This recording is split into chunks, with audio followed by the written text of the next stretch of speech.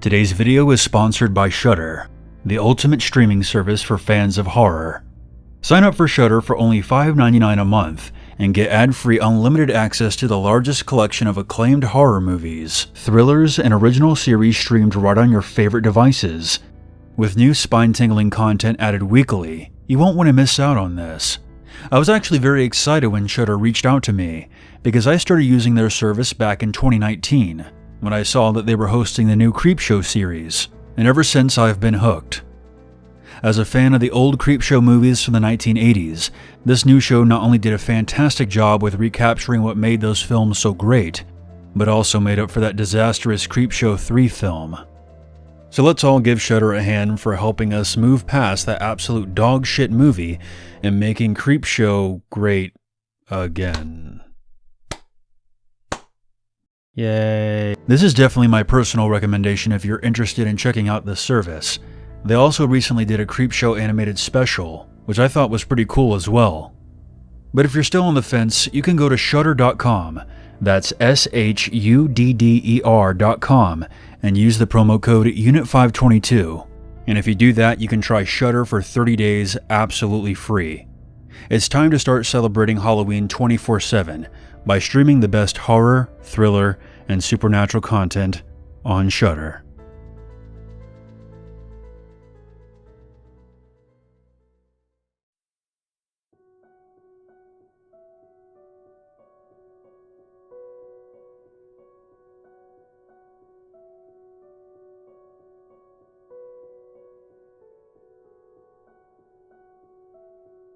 Who doesn't love a good ghost story, especially around the holidays? I've reviewed countless accounts of the paranormal and supernatural in online articles and TV shows. I speak from experience when I say, until it happens to you, you will have a hard time believing any of these stories. I openly admit that some are more plausible than others, and most of the ones you hear about nowadays are just made-up garbage. With that being said, I will ask the listener to please keep an open mind. My goal in submitting my story is not to convince anyone of the existence of the paranormal, but to simply share my experience with the world. Perhaps someone in the audience has gone through something similar and can have some type of reassurance that they're not alone, and that there are some things out there that science cannot always explain. But I must warn you, things are going to get pretty deep. Back in law school, my professor would often say, sometimes it's hard to remain objective in a subjective reality. I couldn't agree more. I come from a very wealthy family. My grandfather was the co-founder of one of the biggest pharmaceutical corporations in Canada. My father followed in his footsteps, and eventually became CEO when my grandfather became too old to run the company. I'm not going to get into this too much, but this all played a pretty significant role in me pursuing my law degree. I love my family, but I am not blind to the unfair practices that pharmaceutical corporations get up to, and my family's company is no exception. That's partly why I decided to become a labor attorney. I wanted to protect the little guy from being screwed over by the big corporations. I'd like to think that I make a difference, but I'm not going to lie. The good guys do not always win. This story isn't about that, and I'm sorry if I sound like I'm preaching. I just wanted you guys to know a little bit about me. Now let's turn back the clock to the winter of 1985. It was late December, right around Christmas time. Now I mentioned earlier that my grandfather founded his company in Canada. However, my father was born in New England, and that's where me and my sister grew up. Every year, my father and grandfather would go on these extended hunting trips in upstate New York. My grandparents owned an old manor there, and that's where me and my family would spend most of our Christmases. The manor was enormous. It was 3 stories tall, had a fountain out front, and of course, was surrounded on all sides by a thick forest. I can't recall all the history of the manor, but I do know that it was originally built as a hospital in colonial times, and that many people died there because of the lack of understanding when it came to certain illnesses in those times. As you can imagine, this place had its share of ghost stories. But me and my sister didn't really invest much into such things. We were more interested in playing hide-and-go-seek or tag in the long, endless corridors. The mansion had a very large basement. My grandparents would store a lot of antiques and furniture that they had collected over the years. We were never allowed down there because my parents were worried that we would hurt ourselves or end up breaking something extremely valuable.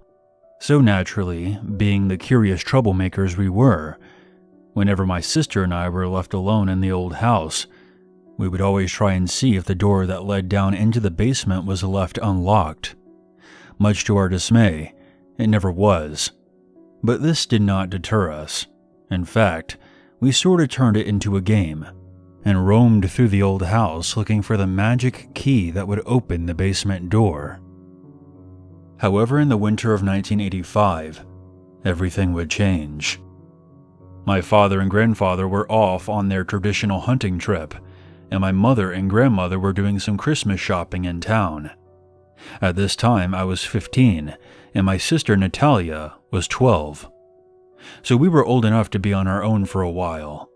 We no longer played our little games around the manor, but we were both still very curious about what was in the basement. So, as soon as we were left alone, we quickly made our way to the basement door. We expected it to be locked, as it had been so many times before, but with a turn of the old metal handle, the door swung open with a creak. I flipped the switch on the wall to my right, and a single light bulb flickered to life above my head, revealing a set of old wooden stairs that led down into the dark basement. I turned back to my sister, and she seemed just as astonished as I was. After so many years, we would finally get to see what was down in the basement. We made our way down the staircase and stumbled around in the darkness. The initial creepiness was replaced by aggravation, as we could not locate another light switch that would illuminate the rest of the basement. Natalia rushed back up the stairs to grab a pair of flashlights from our suitcases.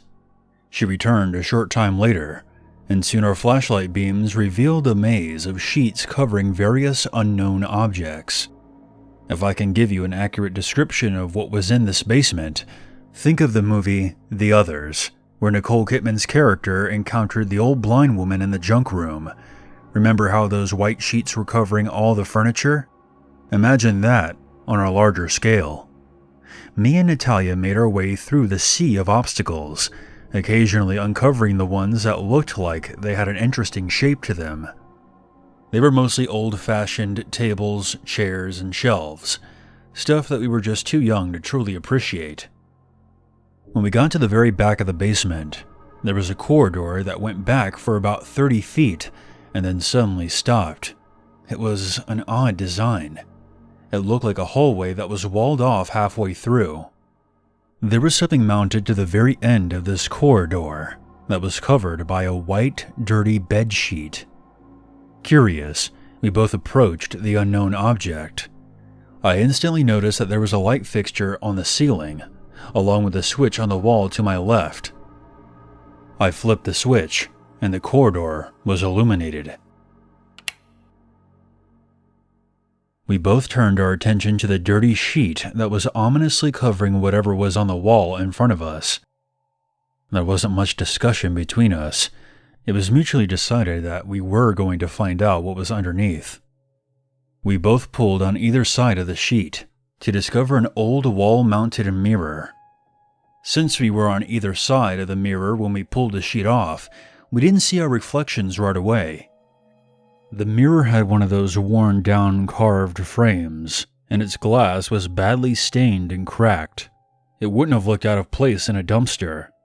But as we would soon find out, this was no ordinary mirror. Natalia bent down to tie her shoe as I stood in front of the mirror. At first, it was difficult to make out my reflection, but I was startled to discover that an old man was staring back at me. I dropped my flashlight out of fear and fell backward. My sister looked up and saw the frightened look on my face and asked me what was wrong. "I saw an old man in the mirror. I swear to God." She gave me a confused look before quickly standing up and facing the mirror herself. She instantly went still, and then began to visibly tremble. I got to my feet and looked into the mirror. Aside from the horrified look on my sister's face, both of our reflections were normal. However, something was seriously freaking my sister out. I placed my hand on her shoulder and was about to ask her if she was okay. But before I could get a word out, I was cut off by a shriek of terror.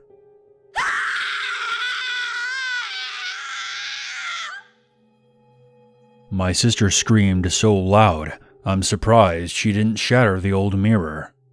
She took off back into the basement and up the stairs.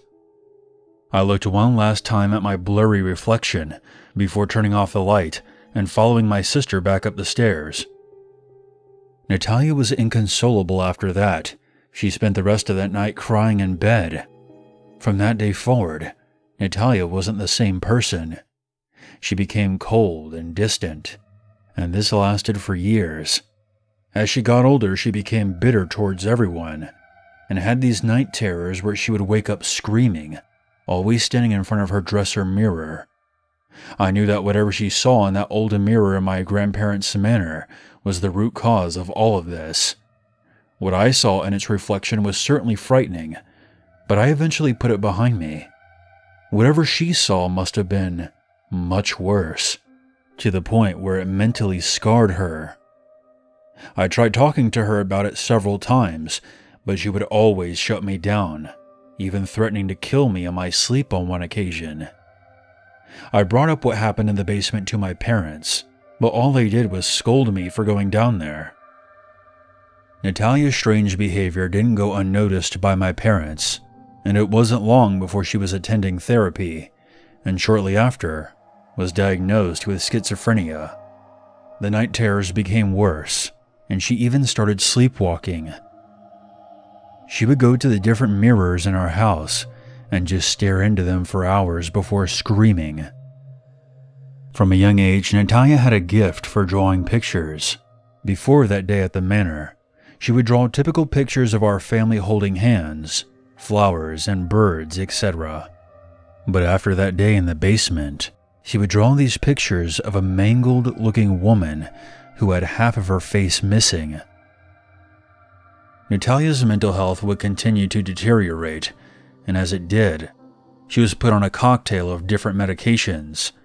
The drugs stopped the screaming, but Natalia became a shell of her former self, reduced to just sitting and staring blankly off into space. This tore my family apart.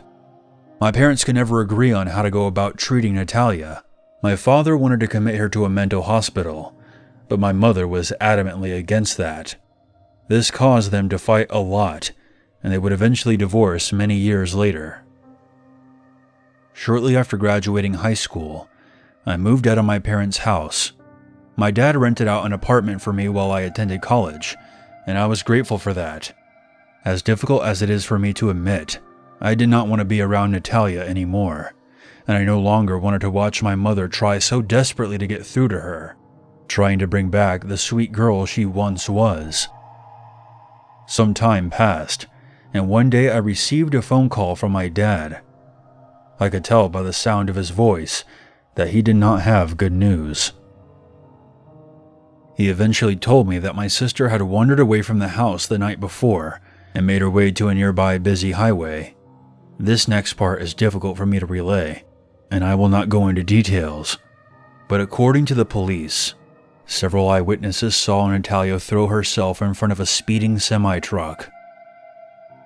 About a week later, as I watched my sister's closed casket being lowered into the ground, I kept thinking about that old mirror in the basement of my grandparents' manor. With my sister's diagnosis and the passing of time, I had forgotten all about that day, and I began to wonder, what did she see in its reflection that day? That question wouldn't be answered until many years later. In 2017, my mother passed away, and me and my wife spent a couple of days gathering all of her belongings from her house before we put it on the market. In my mother's attic, I came across a box marked Natalia. The box contained some of my sister's old clothes and other small things. At the very bottom of the box, I found a large folder. In this folder were some of Natalia's old drawings. I flipped through the pictures. Most of them were drawings of our happy family, holding hands with big smiles on our faces. All except for one. When I got to the very last drawing in the folder, tears began to roll down my face as I held up that last picture. The question that has haunted me for so many years was finally answered. The drawing was of a little girl staring into an old mirror, and the mirror's reflection was a mangled woman with half a face.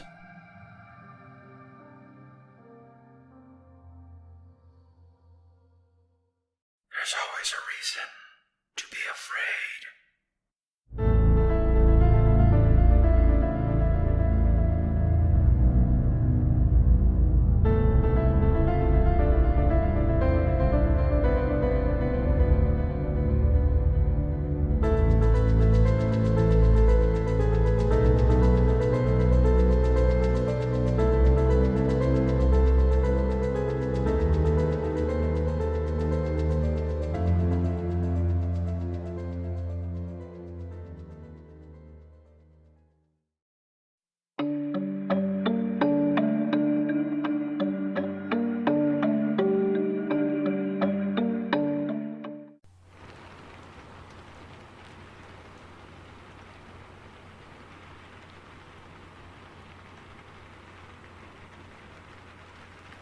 So my brother had an apartment right next to my mom's. I was staying the night at my mom's, but me and my brother decided to watch a movie at his apartment because he has a bigger TV and my mom had already fallen asleep. Anyways, we watched a movie or two and eventually he went to sleep and I did too not long after. So the dream, or nightmare, started with me laying down in my brother's spare room on a mattress on the floor. And someone had just walked out of the room, so I was alone, and I started looking around. I looked at the closet door, which was right in front of my mattress, and I started staring at the open closet door, when out of nowhere, an all-black face peered around the corner and was staring at me. I had 3 brothers that would all mess with me, so in my dream I started mocking the thing in the closet, and I was saying stuff like, "Oh ha ha, so scary, nice demon impression," and stuff like that.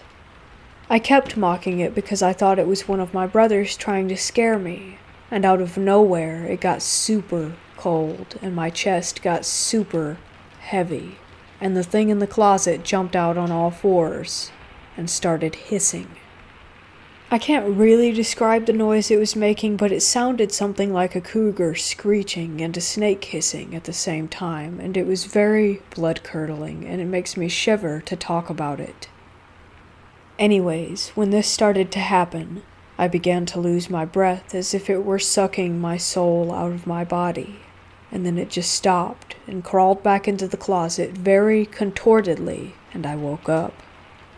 I was very calm when I woke up, but I had cold sweats, and I was very confused. I sat up on the couch and looked at my brother, who was sitting right next to me, and I told him the whole story, and he was silent for a good minute. My brother told me that he's had multiple dreams like that, and that my mom has too, and he said that he has always had a bad feeling when close to that room, and that he always woke up in the middle of the night thinking that he was being watched. Fast forward to a few months back, and my brother was moving out, and me and my other brother got stuck cleaning that room. I always got a bad feeling when my brother would leave me in there alone and the room was colder than the rest of the house.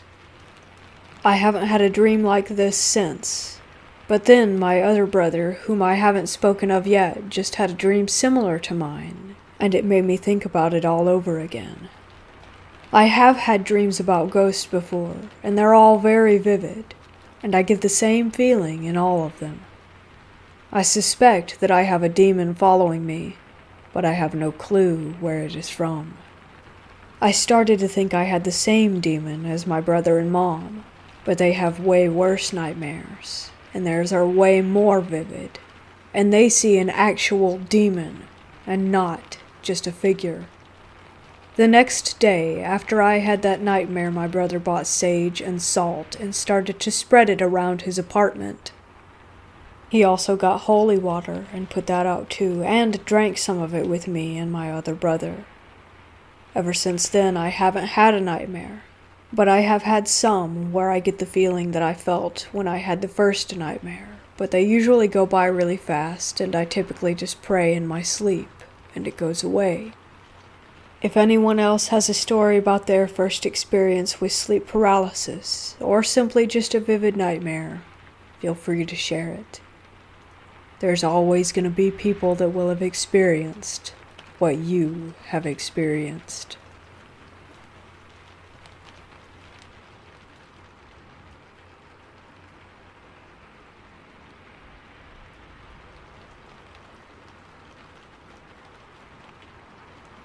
Before we begin, you must understand that everything you are about to read is absolutely true, and the events continue to this day.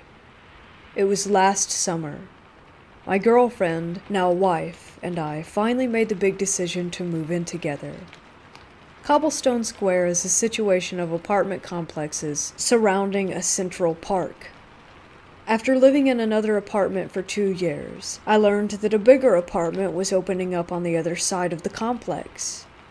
We needed more space because my wife had 2 children from a previous marriage. After a rushed inspection, we were happy to move in right at the start of June.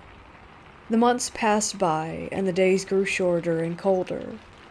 Autumn was drawing to a close, and with it, that's when the trouble began. In all the stories and movies, it starts out small. Things moving from place to place, lights being left on, etc., all chalked up to forgetfulness. This was true in our case, and we didn't think much of it. It only started to escalate with the children. Our apartment is set up with 2 bedrooms and bathrooms on opposite ends from each other. In our bedroom, we have our own private bathroom, and next to the kids' room is a small hallway leading to their own bathroom. We would give them baths in there and potty train, and almost as if flicking a switch, when the autumn months came, our youngest, a 2-year-old girl, would absolutely hate going in that bathroom. At the mere mention of bath time, she would go into hysterics, or on good days, she would sit in the tub, and in the process of bathing, she would look past myself or my wife and start screaming and crying. Oftentimes something would catch her eye in the mirror, and she would also start crying like mad. The most unsettling part would be that as soon as we took her out of the bathroom, she would stop and act as if nothing had happened. Our son, who was 4 at the time, would also run up to us and say that he would hear a voice saying, "Uppy," which was a common saying among the children when they wanted to be held. We asked if it was his sister, and he would profusely say that it wasn't, but he said it sounded like a kid. This happened a few times. With my wife being separated from her first husband and splitting custody, we would have the children come live with us every other week. On the weeks that the kids would go stay with their dad, the activity would seem to die down, but that didn't mean that it wouldn't happen at all. I asked my wife what she remembered from last year, and she recounted a time when we didn't have the children and she was cleaning the house. She noticed the kids' door was open. We usually keep it closed, but she thought maybe I had went into their room for something. She checked to see if I was inside, and seeing that I wasn't, she closed the door and didn't really think anything of it. It wasn't until a while later that she went to use the kids' bathroom and saw that the door was open again.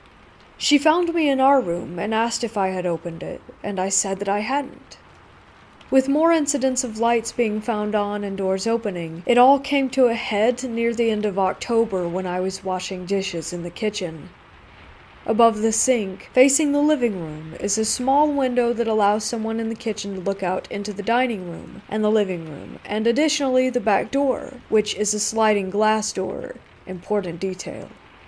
After the kids had been put to bed and were asleep, my wife and I went about our normal duties and chores, trying to finish up before the next day started. As I was washing dishes, I looked up from the sink and saw in the glass of the sliding glass door the reflection of a large shadow in the hallway to the kids' bedroom. It quickly entered the bathroom, and I immediately walked over, turning on the light, and seeing nothing there. I went to my bedroom where my wife was vacuuming, and I asked her if she by chance went into the kids' bathroom for whatever reason. I wasn't surprised by her response when she said no, and I told her what I had seen. It was after this event, and subsequently Halloween, that all the activity seemed to stop. More months passed by again, and we jumped to 2020. August. As soon as the activity started again, I began to keep a journal of all the findings. That way there was a record. On August 10th, I went to the bathroom, the kids' bathroom, before going to bed, and heard a small child giggle. Both children were fast asleep. On August 11th, my wife was bathing our daughter, and for the first time in a year, our little girl started to shriek in fear until she was out of the bathroom. On August 13th, while getting ready for bed, our son knocked on our door. I'm always the one to answer, and he told me that he was afraid. He wouldn't elaborate on why, but when I laid him down in his bed, he begged for the closet to be closed. The closet has never been a problem, and a few nights after this we returned to it being opened and haven't experienced anything like it again. On August 15th, my wife and I had an argument, and I went out to the couch to sleep for the night.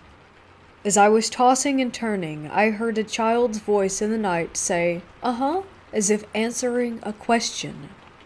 I didn't react, and forced myself to go back to sleep. Both myself and my wife have caught our son speaking to himself as well. My wife told me that once she heard him saying, "Ow, stop it, you're hurting me." And when she went to go check on him, he was in the hallway by the kids' bathroom, holding his arm. During the daytime, the kids were playing, and both me and my wife were doing our own thing. As I was sitting on the couch, our son runs behind the couch and stops, and then says, "And how would you do that?" out of the blue. I turn to him and ask him who he's talking to, and after a moment's hesitation, he says, "Nobody." I told him I heard him say something, and he then insisted that he didn't say anything. On one occasion, my wife was sleeping on the couch, and in the middle of the night heard a man's whisper say, "Don't get up," to which she promptly obeyed. It was the night after that I woke up from my sleep in bed to see a shadow shape standing over me with piercing red eyes. I felt as if it was going to hurt me. My wife and I have naturally begun our interest in the spiritual world. We began researching and looking for ways to go about this. We've purchased a Ouija board with no results, and from a medium, a supposedly haunted ring. If our apartment was going to be haunted, we wanted to know by who and with what intention. It seems as if our mail-order ghost has already made their home, as one morning our front door was unlocked and slightly ajar, with nothing stolen. Tonight, as I write this, my wife and I were watching TV on the couch and decided to call it an evening. But as we got to our bedroom, I noticed a low scratching sound coming from the record player. I opened it up and saw that the turntable was moving as the needle was off its holder, turning the record player on.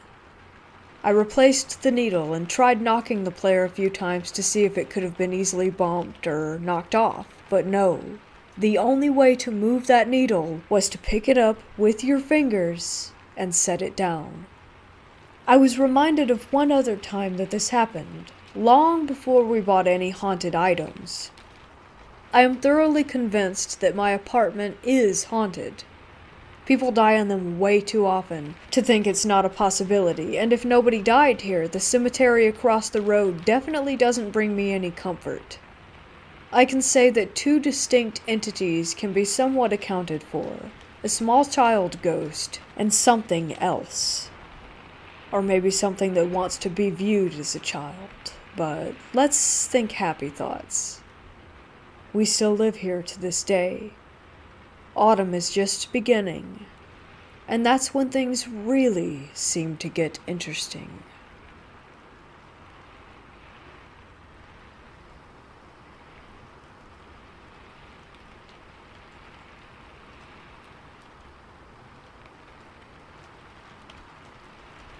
So I don't know how many people really believe in ghosts or the paranormal, or in people who say that they can see them. I would never say that I'm some professional psychic or medium. I'm not. I just know that I've always been able to see things that other people couldn't, hear things other people couldn't, and knew things that other people didn't. Pretty much my whole life. I felt like a freak and a weirdo for a long time until I just realized this is happening and it isn't going away, so I needed to accept it. I got help from professional mediums and the woo-woo community, and it helped. Backstory, but important. I was laying in bed in my room a couple years ago, trying to fall asleep. It was a long hallway, and my sister's room was at the end, and so was my mom's. My sister had a friend over who was dealing with an abusive boyfriend, and they were drinking and talking about it. This will also be important. You know how you get that feeling that someone's watching you? Or that feeling in a store when you just know that someone has stepped into your space? You don't have to look, you just know. That's what I felt. I looked up, and there's some girl with just her head poked into my room sideways. I just saw her head sideways leaning past my door frame. She looked shorter, maybe 20s, with long black hair, kind of like the girl from The Ring. I'm looking at her wondering what she wanted, and she started to smile. Slowly, her eyes got huge and black, and her jaw unhinged into this giant, sick, pitch black grin. Ice cold slammed into the pit of my stomach as I just stared at her for what felt like hours, frozen in fear, before what I'd been taught kicked in and I made her leave. She instantly turned back to normal and skipped off down my hallway toward my sister's room. I thought, oh, is it my sister's friend? Depression and abuse and all those bad situations can really attract those types of beings, so I didn't think anything of it. Fast forward to literally last night. It's been years. My parents got divorced, which is a whole other post of creepy shit. I realized it wasn't just my dad who was the narcissist. It's absolutely my mom, too. They were a toxic pair, and currently, I'm in a situation where I have to live with my mom. It's fine, it's free. I'll be grateful and deal with it. Last night, I'm laying in my bed watching TV, minding my own business. Suddenly, I feel that feeling again. It's always the same feeling regardless of what type of ghosty it is. For me, anyways. I look at my door, and it's the exact same girl. I asked her what she was doing here, and she didn't respond. She just started smiling. Only this time her eyes went white, and her mouth grew into the same huge black grin, but she had tons of teeth like a shark. I get up to get my incense, which drives them out, and she runs in the direction of my mom's room. I go out into the hallway to look in that direction, and I see through my mom's cracked door this weird demon girl literally sitting crouched on top of my mom, staring at me. Almost like she was an animal claiming her prey. It was wild. I've never ever seen anything like that before. I also realized that this girl was never with my sister's friend. She was with my mom for however many years. But my mom's a crazy and very, very negative person regardless of what anyone does to help her. She loves drama and loves being a victim and loves complaining, so it's matching her energy, I guess. This ghost girl feels more like a bully than anything truly demonic. Like she had fun picking on people, which my mom absolutely does too.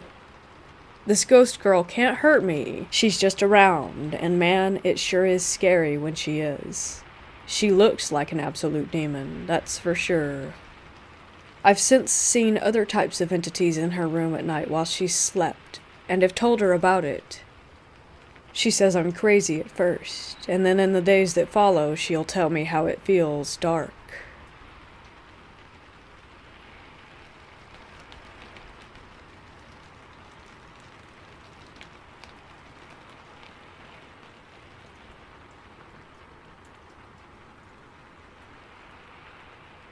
I work at a mental health facility. Strange things happen a lot, like doors closing and opening, seeing things out of the corner of your eye. You know, normal, creepy hospital stuff. Well, I had the creepiest experience. One night about a year ago, I'm working on the adolescent unit, night shift. I just saw something move out of the corner of my eye. Then immediately afterward, this girl comes running out of her room screaming that the devil comes at 3:33. She's just repeating it over and over again. We get her some meds, and she goes back to sleep. The next night, it happens again. This time I look back at the clock, and it is in fact 3:33. They don't have clocks in their rooms, and they can't have watches, so there's no way that she knew what time that it was. We played back the camera, and she just went from dead asleep to balls to the wall. So this girl does this every single night for her entire stay, which was about 5 days. During that time, the quote-unquote creepy hospital stuff seemed to happen even more. Random door buzzers were going off, doors were opening and closing, lights were flickering. That creepy being watched, hair sticking up on your neck feeling was happening all the time. Every day she would say that she didn't remember getting up, and had no idea what we were talking about.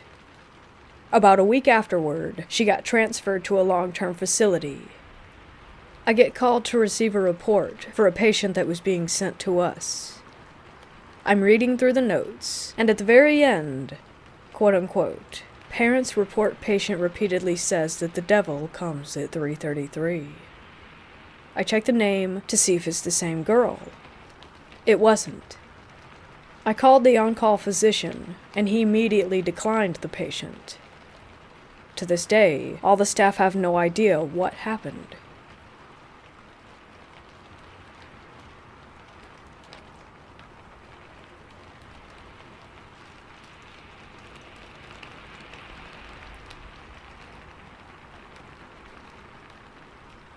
The first and only time I've ever seen a ghost, a dead person, a demon, whatever you want to call it, was exactly 1 year ago today.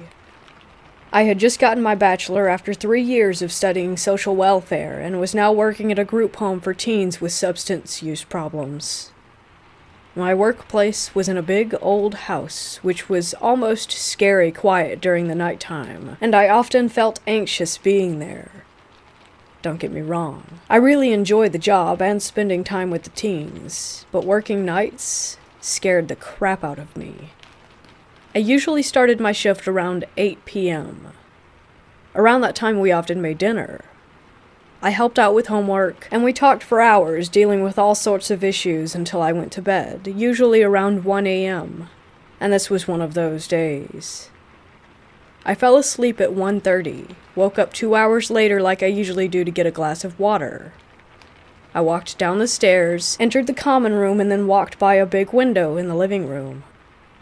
I looked up at the gray, cloudy sky when I saw death hanging in a tree. Brown, rotten flesh in the shape of a face. I rubbed my eyes, and then looked again, and the flesh was still there. I couldn't move, breathe, or blink my eyes for a few seconds. I was absolutely terrified. After a while, I found the strength to move my legs and walked into the office again.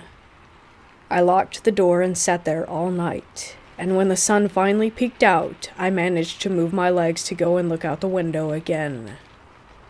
There was no rotten flesh this time. Just a normal tree with green leaves.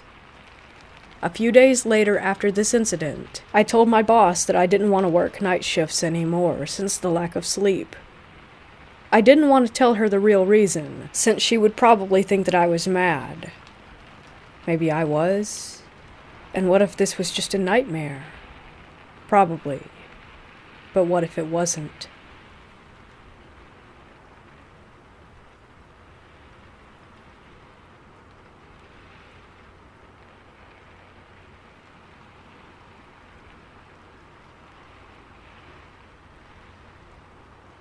For context, I don't normally have a problem with sleep paralysis, and actually had to look it up to see if that's what I experienced. This past Saturday evening, my wife and son went to her mom's to use the pool and ended up staying late. I was home alone. I did some chores and ended up downstairs with the AC on and watching TV. I wasn't physically tired from chores, which was putting a load to wash, taking out trash, and cleaning up the kitchen counter. The next thing I know, I am deep asleep, although I'm mentally awake. I try to move my body and cannot. I can think like I'm awake, and I can hear myself groaning. I can see my room, and I'm lying on my sofa. It's dark outside, and I have the overwhelming feeling that there is someone in the room with me. I'm struggling to wake myself, and I can't. I know I'm laying on the sofa. I can hear the TV. I have consciousness of my surroundings, yet can't shake myself awake or move my body. I have this terrible feeling that there is someone on the other side of the room. My den is very long, with a family room attached to it, but I can't move my body to see who is there. I get the feeling like if I don't move, something bad is going to happen. I'm eventually able to shake myself awake and have movement of my body again, yet the room seemed brighter, like if it wasn't as dark as when I was trying to move myself awake. I don't see anyone there with me. The TV is still on, and I know that it was the same program that I heard in my paralysis state. The second episode happened last night. My son was in our bed, so I went to his room to lay down as I got tired of him taking over the bed. I was watching YouTube, the lights were off, the bedroom window was open. I somehow passed out without even realizing that I had fallen asleep, and had another episode of sleep paralysis. I'm lying there. I can hear the fan and the iPad playing a commercial between videos. Again, I get a sense of foreboding. Someone is at the window, then something moved in the room. I think the closet door creaked. I'm trying to shake my body to move, and I can feel my heart pounding. I eventually make my leg move off the side of the bed, and I must be making grunting noises and trying to move my foot to touch the floor. Then I'm able to turn over, and I sit up. I haven't had a lot of experiences with this before, and it almost felt like something else was controlling it. Not like drugs, as I don't do drugs, nor alcohol, as I haven't had a drink in weeks.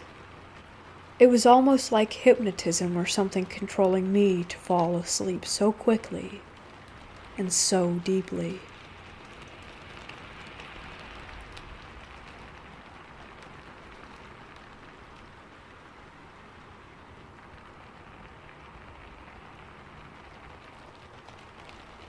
My late mother told me her ghost stories from a time when she worked as a charge nurse at a well-known hospital in my state.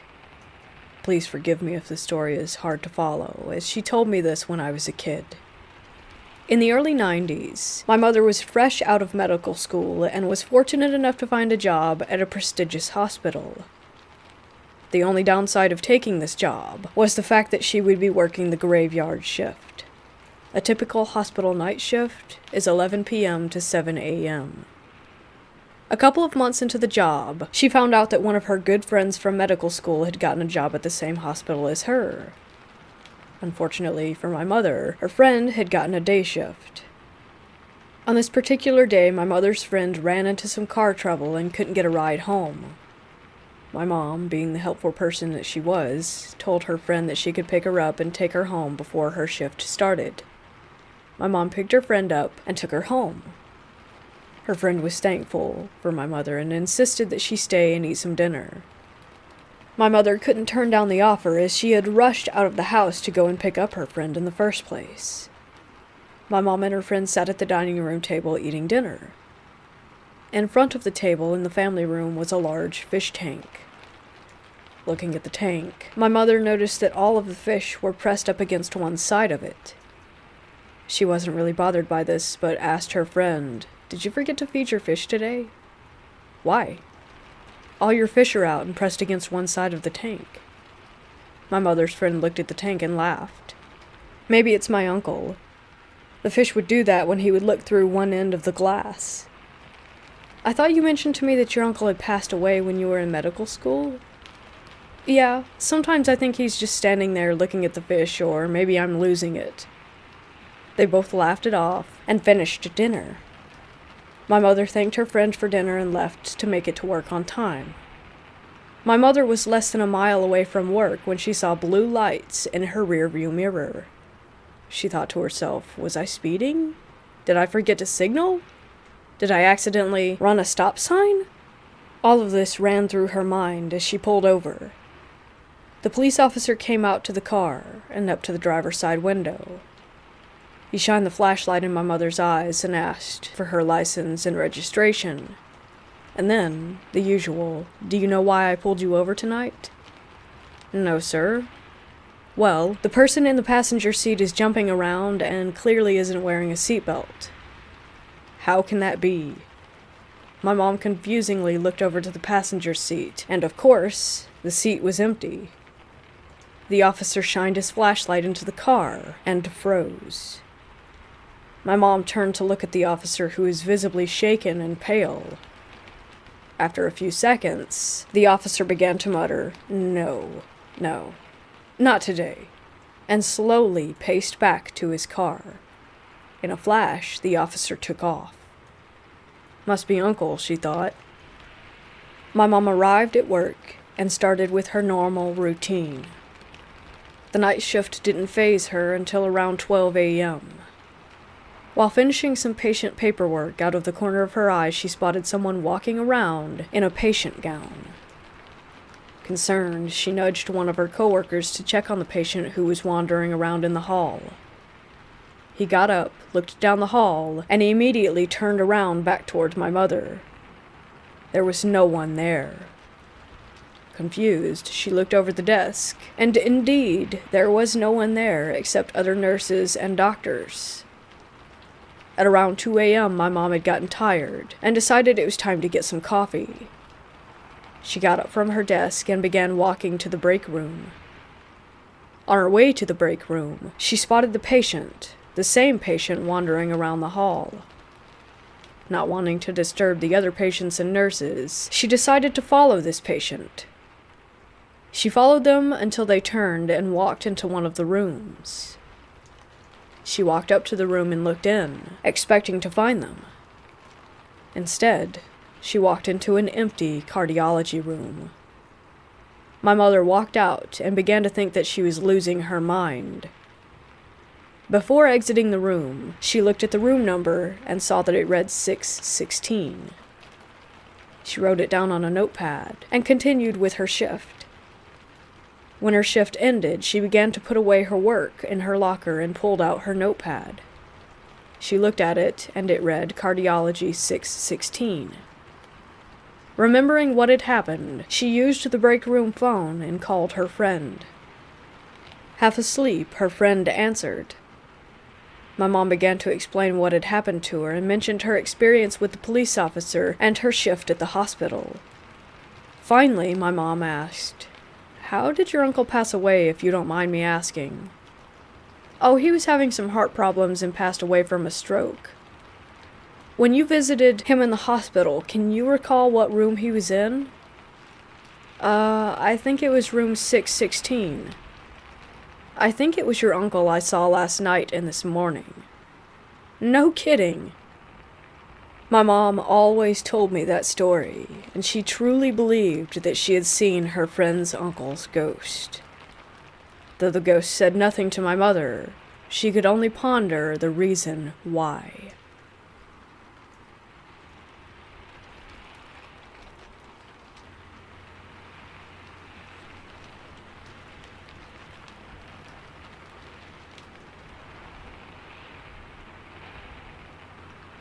This is from 2015, but I really remember it like it was yesterday. It happened in Yokosuka, Japan, while I was stationed there with the Navy. I was out during the day walking and exploring Tokyo, and when I finally went back to the base, I didn't want to return to the ship for the night, so I stayed at the Navy Lodge on base. It had an open floor plan, so the only doors were the front door and the door to the bathroom. I had just went to sleep when I woke up randomly, and I had sleep paralysis and couldn't move. I could only move my eyes to look around the room. It was like something was holding my body to the bed. Then I saw and heard the front door open, and the light from the hall start to creep into my room. Then I saw and heard the front door open, and the light from the hall start to creep into my room. The door slowly closed, and then I saw a big shadow figure with white, glowing eyes move from the front door kitchen area on the right over to the living room on the left, slowly moving and keeping its eyes locked on me at all times. As it got around the corner to the living room, it stayed there for a few seconds before peeking its head around the corner and staring at me again before hiding back around the wall. I woke up and was able to move again, so I jumped out of bed and ran around the room, turning all the lights on, trying to find whatever it was, but nothing was there. I laid back on the bed and tried to fall asleep again, and almost as soon as I closed my eyes, it happened again. I couldn't move and could only look around the room. The thing then moved from the left from the living room to the right again where the bathroom was, and continued to stare at me with its white, glowing eyes the whole way. It opened the door and triggered the motion light in the bathroom. The light had a creepy blue glow to it that I still remember vividly.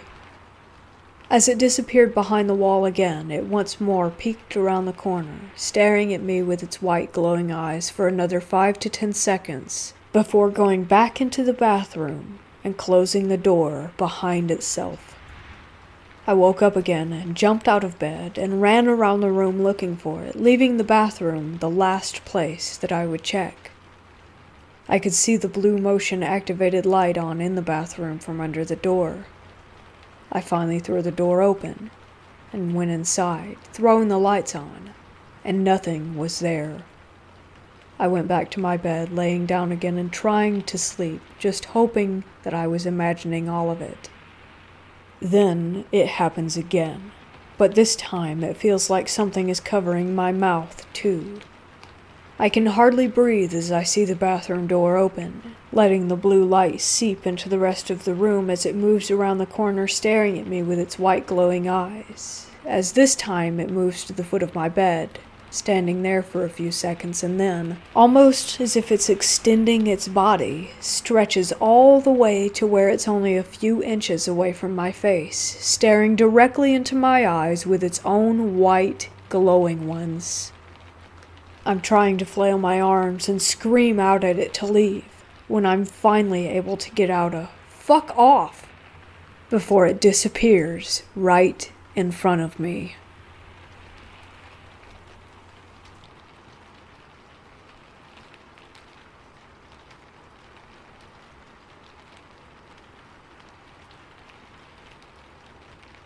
This happened around the end of November of last year, while I was at a late-night party at a mutual friend's house.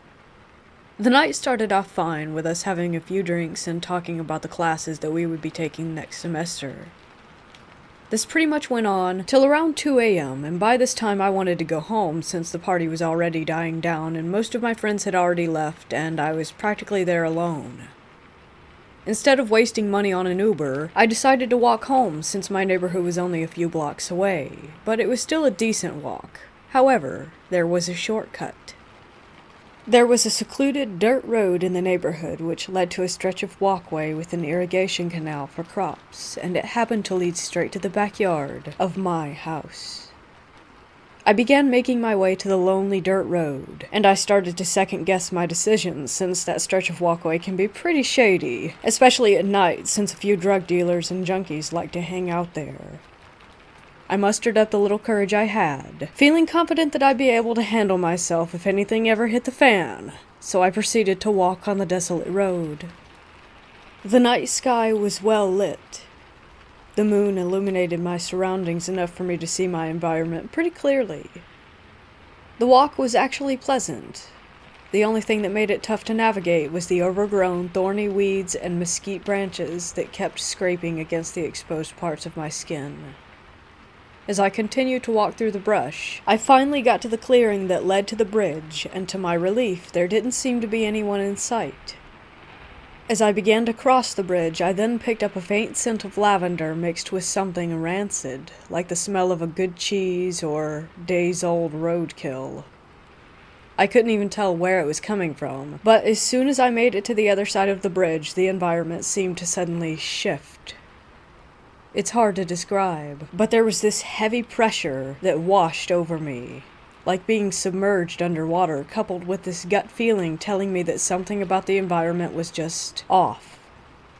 I pushed the feeling off as a random anxiety attack, since I do get them sometimes, but deep down I knew this was different. To calm my nerves, I stopped walking and did slow breathing and began to count to 10 while clenching and releasing my fist to try and shake off this bad vibe or whatever it was. When I finished my little ritual, I felt a little better and more at ease.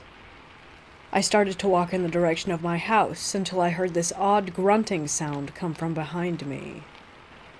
I turned around, and I saw a woman with short black hair and a silky white gown crouched down with her back turned away from me. She was just a few feet away, and it was strange because when I crossed the bridge, I didn't see anyone around the area. Did I pass by her without even realizing it? I thought to myself. She was hunched over after all, and I do tend to get caught up in my own little world. At this point, the faint smell from earlier was just overbearing, so much so that it started seeping into my sense of taste. I covered my mouth with the bottom of my t-shirt, trying to shield myself from it, while I yelled out the muffled words, "Hello, ma'am? Do you need any help?" She paid no mind to me as she continued to make that weird grunting sound, and I was creeped out at this point, so I walked away a couple steps and turned to get a better look at her. She then decided to stand up, still with her back turned to me, and muttered the word muerte, which means death in Spanish. Confused, trying to understand what the strange woman had said to me, she then slowly turned to meet my gaze, and all the blood in my body pooled in my gut when I saw her face. It was extremely long, too long for a normal human body to be supporting it. The head of this thing almost resembled that of a horse or a donkey's head, and the eyes. I'll never forget the eyes, as much as I've tried to. They were gaping pits of blackness surrounded by a sea of red. Complete silence fell over the area as I was petrified by what I was witnessing. My brain, a scrambling mess, was trying to make sense of the unnatural abomination that was before me. The creature then decided to let out what I can only describe as a high-pitched scream, like a cross between a pig squealing and a woman's wailing. My fight-or-flight reflex then kicked in, and I started sprinting to my house. I didn't even bother trying to unlock the gate to my fence. I jumped over it with ease. My grandmother saw when I came barging into the house. The words wouldn't even leave my mouth to tell her what I had seen, as the fatigue quickly kicked in after the adrenaline wore off. but afterwards, I described everything to her. With a look of urgency, she then decided to perform a cleansing ritual. The ritual involved rubbing an egg all across my body in 3 circular motions while chanting a special prayer. She then cracked the egg that she was using into a clear glass cup that was half filled with water, and when she did, the egg came out with streams of blood, and the yolk that came out of the egg looked similar to a human pupil, which is a very bad omen for the person who is being cleansed. After seeing this, she laid her hands on my forehead and chanted another prayer for about a minute, and threw the raw yolk out of our house and into the driveway. She didn't bother to say anything to me until the following morning, when she reluctantly told me that what I encountered was an entity that specifically preys on men, kind of like a succubus, and told me that this thing had a very dark and malicious intent, and that I was lucky to have gotten away from it. To this day, I haven't set foot on that stretch of road again.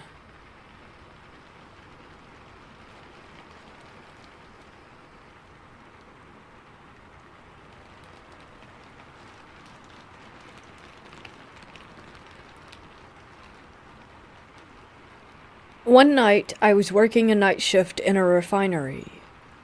I was working as a quote-unquote hole watch for my shift, which means I basically sit at an entrance and document anyone that goes in and out.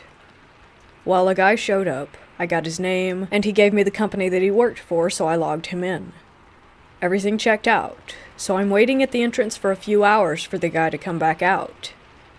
Now, that's nothing unusual, because most of the people that go in will stay in there between 2 to 6 hours at a time, and every hour or two I yell up to make sure that they're okay. I would yell, and usually the guys whistle back or make a noise to let me know that everything's alright, and every time I check, I thought I heard a response. A few more guys came up to go in. I log them in, let them know that there's another guy up there doing inspections. They go in and radio back, "Hey, there's no one in here." Immediately, I had a weird feeling because I was at the only exit entrance, so there's no possible way to get out of the container without me seeing. The way the container is set up, you have to climb up a ladder to get into it from underneath using a scaffold to help. I was sitting on the scaffold far back enough to where if anybody came out, they would drop down right in front of me, and the only way off of it was to go through the gate opening that I was guarding. So I radioed my foreman and explained to him what had happened. He got into contact with the company, and they had no one by that name, and no one scheduled to check that particular container. I was completely baffled at this point. Here I am, adamant as ever that someone went up into that container. I thought I was going crazy, and I was also a little weirded out. I had a signature on the log where they sign in, and I have to sign right next to their name also, acknowledging that I know that they're going in. For about 20 minutes, I'm in full panic mode and freaking out because I don't have an explanation as to what happened, or where he went, or who he was. And on top of that, I could have easily lost my job because of it.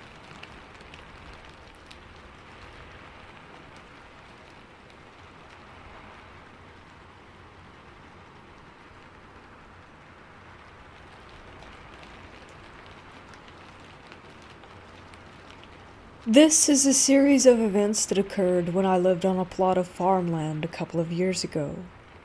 I was pregnant with my daughter, and my boyfriend worked late at night, so I was home alone a lot. Things were okay for a while, but as time went on, it started feeling strange in the house. I always felt like I was being watched while in my bathroom and the hallway right by it. I started feeling uncomfortable around windows at night. I figured I was just scared of being there alone. One of the first strange events happened while my boyfriend and I were in bed. While watching TV, I saw the door handle to our room slowly turn as if someone were about to open the door, but then it turned back. It caught me off guard, and I was trying to get my boyfriend's attention, but it stopped when he finally looked. Things began falling off the surfaces outside where my boyfriend would go to smoke cigarettes. He told me he would feel breathing on his face while in bed. He told me several months after it started happening, thinking that it would freak me out if he told me. He's not the type to jump to it's a ghost conclusion. After I had my daughter, I was even more scared to be in the house by myself. I even began locking myself in our room every single night. One night, I was waiting for him to come home from work. It was around 3 a.m. I heard the door handle jiggle as if someone were about to come in, but then stopped. I figured my boyfriend had to use the bathroom or something. After waiting for about 10 minutes, I called him asking why he didn't come in yet, and he told me that he wasn't even home. My friend came over to hang out with me and my daughter. I was changing her while my friend was in the other room. I heard someone say, "Hello?" And I thought it was my friend, but she said she heard it too, and that it wasn't her. I would get my friend to come pick me and my daughter up frequently when my boyfriend was at work because I was so afraid. One night, I had an overwhelming feeling of danger and had them come get us. I was taking my daughter's car seat out to their car, and it literally felt like someone yanked it down and out of my hands. I didn't drop it. I don't know how to explain it other than to say just that it was yanked or jerked down. I hated being in this house. I can't even explain the feelings that I felt all the time. I was just so terrified, and I'm so happy to be out of there.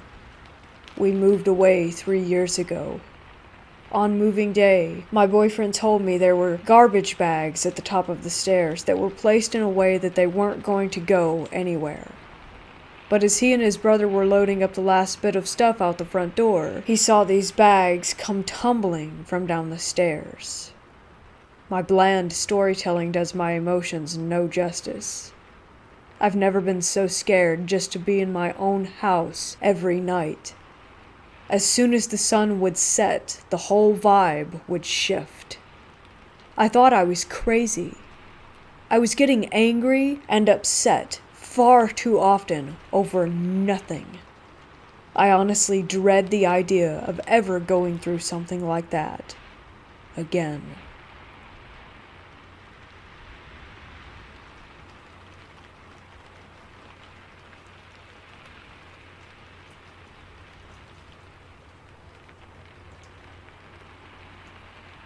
I am a 26-year-old female who has been having constant dreams where someone grabs me by my ribs and their fingers sink into my body.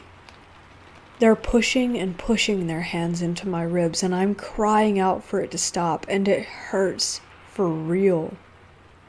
A crushing pain makes me want to curl up and beg for it to stop. It's the real deal.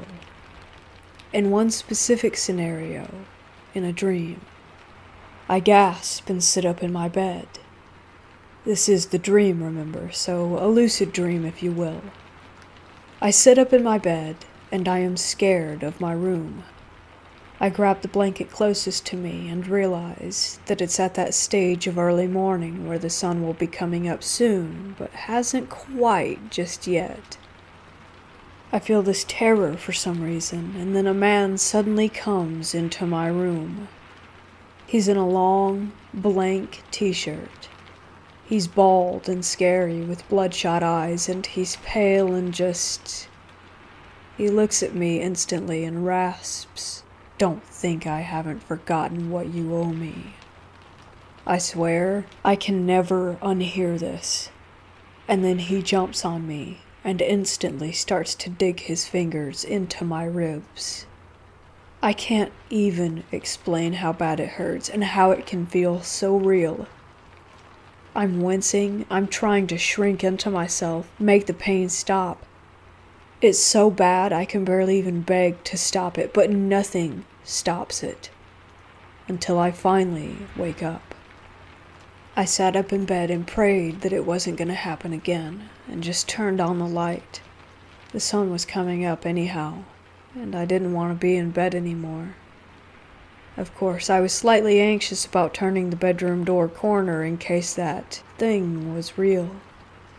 Anyway, I have a lot of sleep paralysis issues, but this was the first of these pain in the ribs dreams.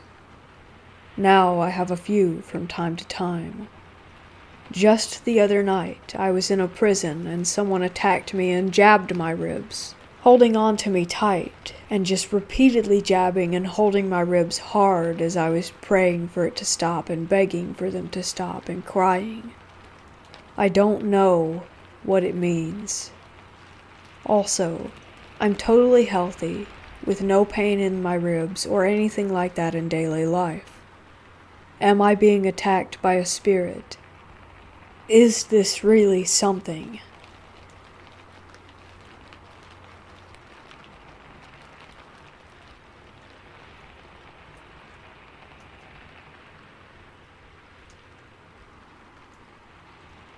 I work in a pharmacy that's located inside a nursing home, and I've been working there for the past 4 years. Just a note to mention, I've had many prior paranormal experiences in my life, but this is still ongoing. I've always felt a presence since the first week that I started, but it was never anything that made me feel threatened. Things didn't really start happening until last year, when I was talking to my coworkers about feeling a presence, and asking if that was something that they had experienced as well. The day after I had a conversation with my coworker, I was working a night shift. On our night shifts, there's only one technician and a pharmacist. I was sitting at the back counter on my computer when I thought that I had seen someone come through the door. We're usually not busy at night, but there is the odd time when one of the nurses will come down for a bag of chips or a pop. I got up from where I was seated and walked over to where our cash register was, and from there you can see the pop coolers and the chip racks. I couldn't see anyone, so I left and walked back and forth, looking down the aisles. Nobody was there. I asked my coworker if he had seen anyone come in, and he said no, but I was 99.9% sure that someone had walked through that door. I didn't think much of it. It was late, and I decided that I was probably just tired. I sat back down in my chair and started filling prescriptions. About 25 minutes later, I looked up and saw a pack of toilet paper slowly moving forward to the edge of the shelf before it dropped on the ground, startling me. There's absolutely no way that it could have just been our air system or a draft that had knocked it off.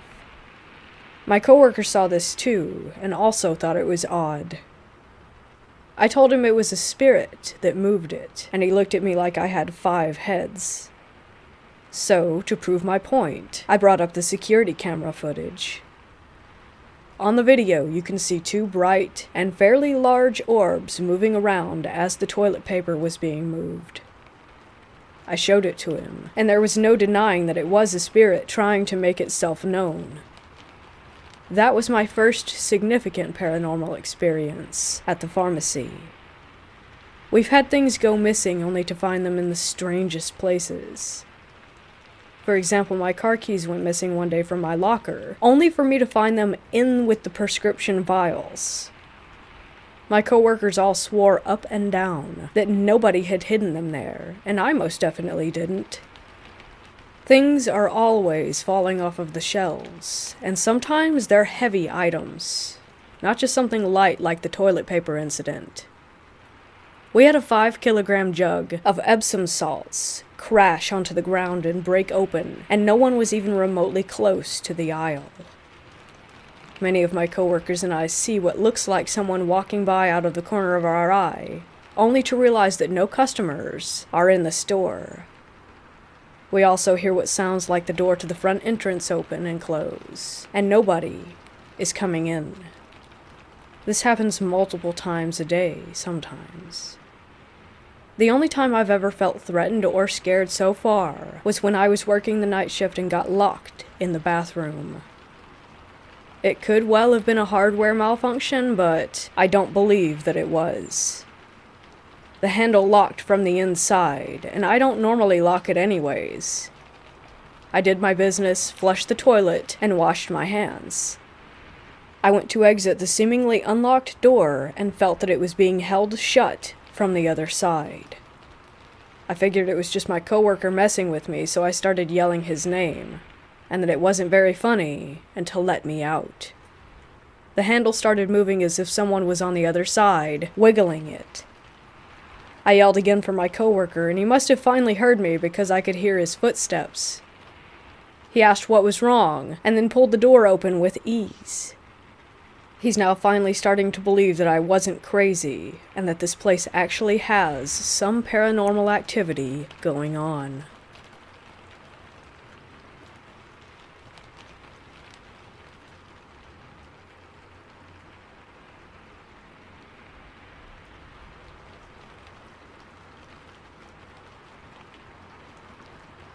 "25 years ago, we moved homes.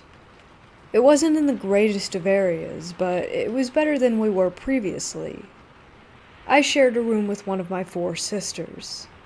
We had a TV in our room, but the remote control was broken, so we never used it. It stayed on Channel 5, the TV Guide channel. After a few months of living there, the TV in our room would randomly turn on every night and switch to Channel 33, which was usually Seventh Heaven or Full House that would be playing. No one in my family ever watched that channel.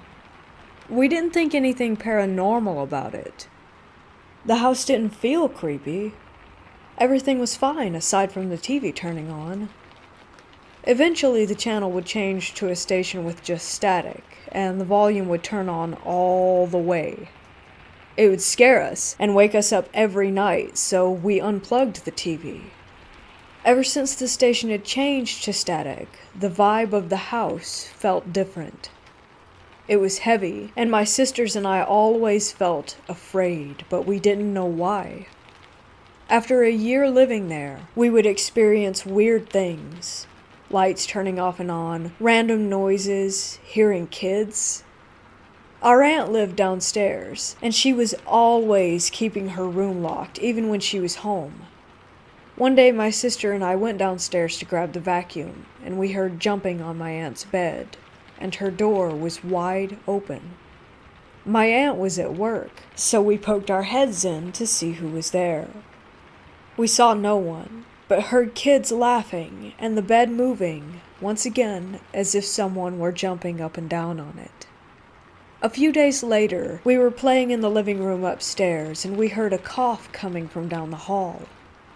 We went to check on who it was, because no one was home aside from my sisters and I, and we were all together. We saw a man in black pointing to my sister's room as if he wanted us to go. We were terrified, so of course we didn't. We stayed put until my parents came home. When they arrived, we told them what happened.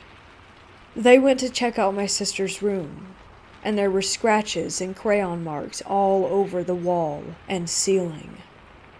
We ended up moving out of the house when my aunt was sleeping with her door locked, and in the middle of her sleep, she heard the voices of 3 different men. When she tried to open her eyes, they were held shut. They choked her and laughed. She tried to scream for help, but she couldn't make a sound. She eventually passed out, and when she woke up, she felt as though she had been beaten. Her door was still locked, and everything was still in place. We thought it was sleep paralysis, as there were no signs of anything that happened. But later on that day, and within the next few days, there were bruises all over her body and around her neck. We couldn't explain what had occurred.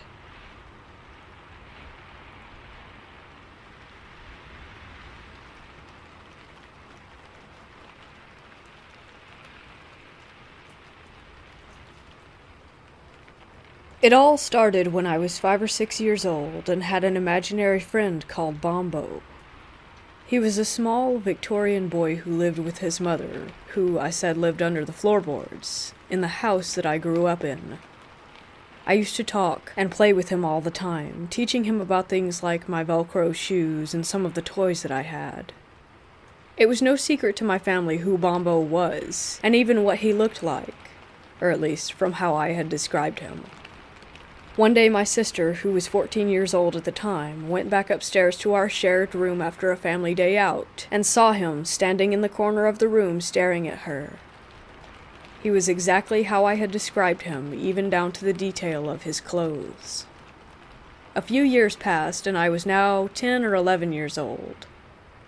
Our family had moved house a couple of times, and now lived in a 3-story house in a village just outside my hometown. I always had a weird feeling about that house from the moment we moved in, but didn't think much of it over the excitement of having my own room on the top floor that had a skylight. After a few months, things started to get strange. My things would disappear, I would hear footsteps on the middle floor landing at night, etc. These experiences progressively ended up getting stranger, with sounds like nails being dragged up the railings on the top floor getting worse and worse, as well as some nights my little sister, who was 3 at the time, screaming, saying that there was a man growling at her in her room, although my family put that down to an overactive imagination and didn't really think anything else of it. It was quiet for a couple of months, before everything came back again. This time, it was much worse. This was the first time I saw it. One night I was in my room watching TV and getting things ready for school the next day. Out of the corner of my eye, I saw a face peering in at me through my skylight. Its skin was dark, and its eyes were white with no pupils, only veins, dark circles around its eyes leading to black cracks across its face. It was grinning at me, and even without pupils, I knew that it had its eyes locked on me. Needless to say that after a few seconds of initial shock, I ran downstairs to the rest of my family and refused to go back into my room. Shortly after this, my older sister, who had given birth recently and was living with us temporarily, had her own experience. As she was sleeping one night, she heard a knock on her door between 2 and 3 a.m. Thinking I was the one knocking, she shouted, "What?" twice, with no response. The door flung open after a few seconds with such force that the dresser had dented the door from the impact. No one was there. Shortly afterwards, we moved again for personal reasons to the house that we have now been in for years. For years, there was no unusual experiences other than the occasional sound of footsteps. Nothing that could be logically explained. When I was 18, my sleep schedule was the same as any teenager, waking up around noon and going to bed around 3 to 4 a.m.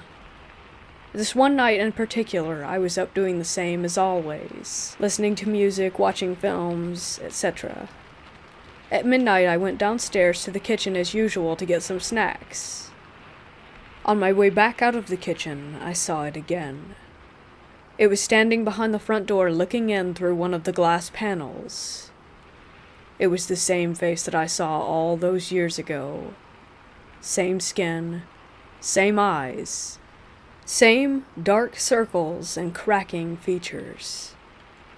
It was staring right at me, this time with one of its hands leaning on the other glass panel as it watched me. The only difference was that this time it wasn't grinning.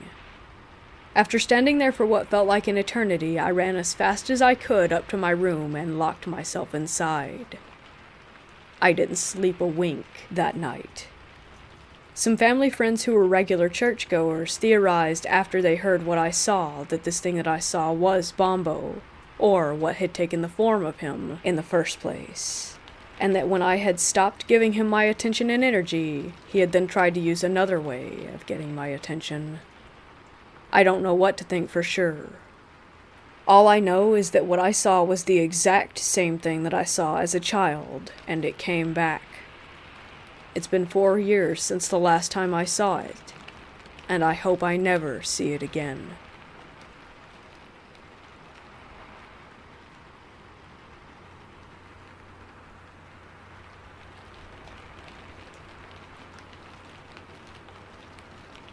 I am aware of sleep paralysis. I understand your brain can project things, etc. I'm not denying that. That is what possibly could have happened, but damn did it scare me, so I'm going to tell you. Now, I have had sleep paralysis a fair few times in my life, but this is the scariest thing that I have ever experienced during a sleep paralysis episode.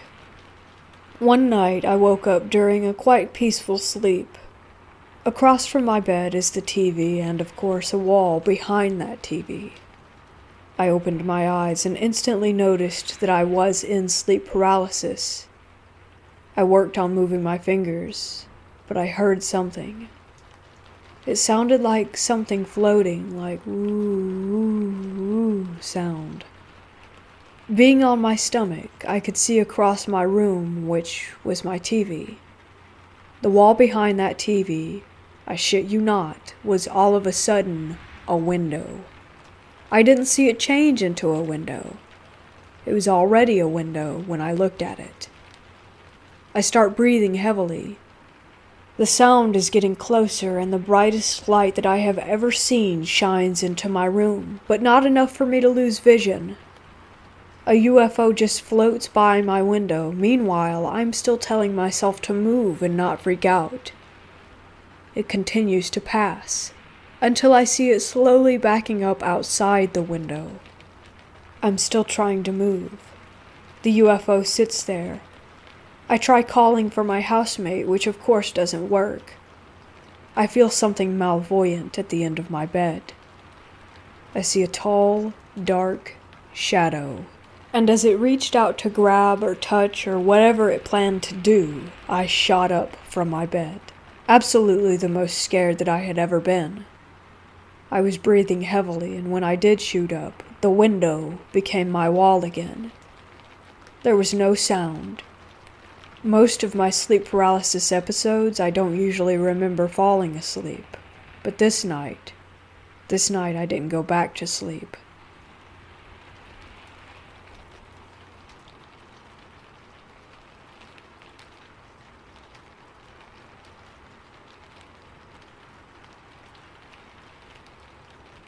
About a month ago, I started a new job doing security at a local community college.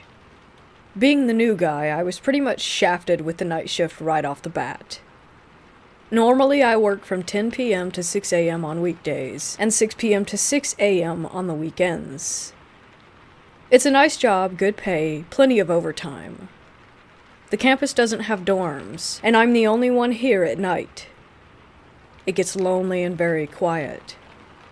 Watching the security cameras is monotonous, and patrolling the empty dark halls can only be done for so long before boredom really starts to set in.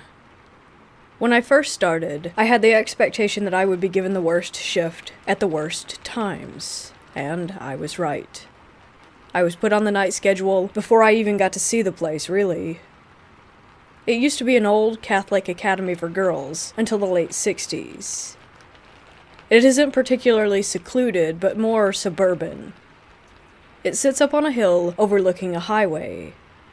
It has 5 floors in the new part of the building, 4 floors in the old convent and chapel wings. It was first opened in the 1890s by a religious order of nuns, particularly for young ladies who also wanted to be nuns. It grew out of that until eventually attendance dwindled, and it was sold to the state, who in turn converted it into a community college after almost a decade of disrepair. I'm not someone who dabbles in the occult or knows a lot about the supernatural. I mind my own business and try to do my job. But recently, this place has got me in rare form. I don't scare easily now. But just in the short time that I have worked here, I've started to think that something is up. The security cameras are typical CCTV cameras. No audio recordings. But in the monitor, I'll hear a crackling like static. There's no way to enable or disable audio on the monitor. It comes and goes. I'll hear footsteps like leather soles clopping down the hallways through the security monitor. When I go on patrols in the convent wing, the lockers that are typically reserved for the cleaning crew and faculty staff will be unlocked and wide open. I've seen them open on the cameras, but only my supervisor can play back the footage. Doors that I know I locked during my first patrol will then be unlocked and open on the third patrol. The motion sensors will detect something and turn on when I'm not even on that floor, and when I am, sometimes they don't even react to when I move down the hall. And when I go to what is now the library, it used to be the chapel, I can hear piano music coming from the hall where I had just came from. I don't really drink anymore. I don't do any drugs, prescribed or not. There's no history of mental illness, and this isn't just a one-time thing. I'm not sure how to tell my supervisor about it without sounding mad or cowardly. I don't even know if I'm posting this in the right area. Only 4 more hours left in my shift, anyway.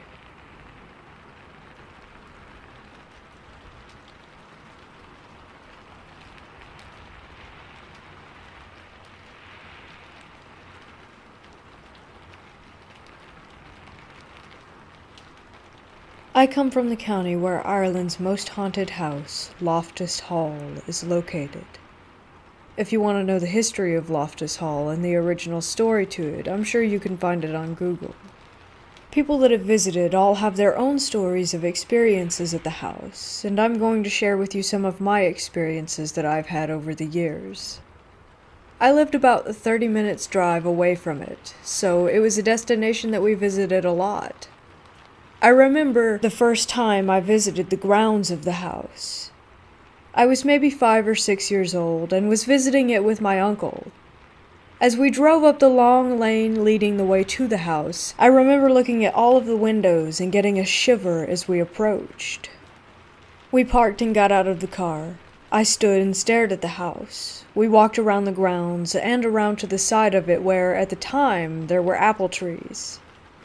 We picked some of them as they were red and juicy and put them in a bag to bring them home with us.